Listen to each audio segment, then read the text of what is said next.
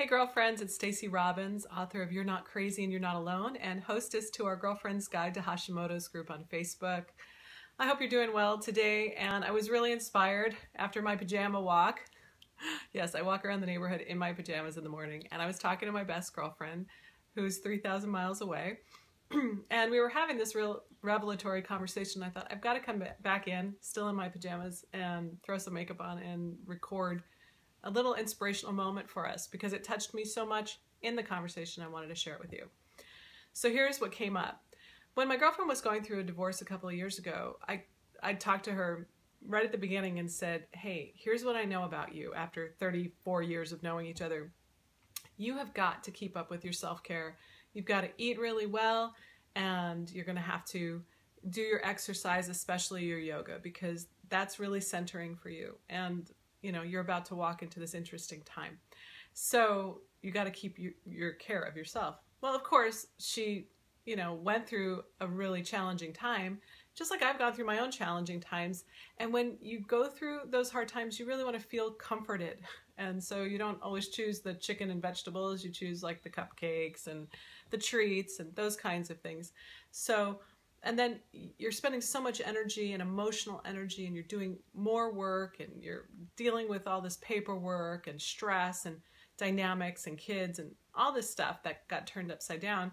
And then in the morning, when you would normally get up to go to the gym before work, get up to do your yoga before your day starts, you want to sleep in that extra hour instead. So in a very short period of time, not only is your external world going upside down, but your whole health and wellness and sense of well-being is turning upside down too.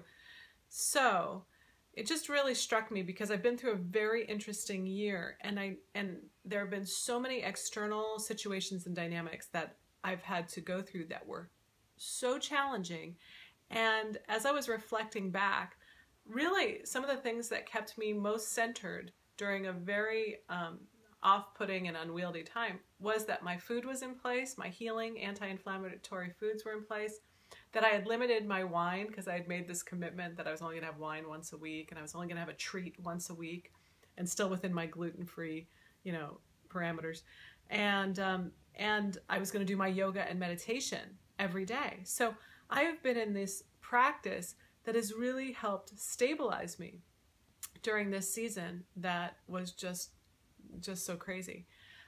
So I want to encourage you today, with wherever you're at with Hashimoto's, whether you're feeling exhausted, you feel like you're in a flare, if you're feeling depressed, if you're feeling achy, whatever it is, whoever isn't understanding you right now, whether it's your spouse or your kids or your friends or, whatever is going on, you can't really control all of that.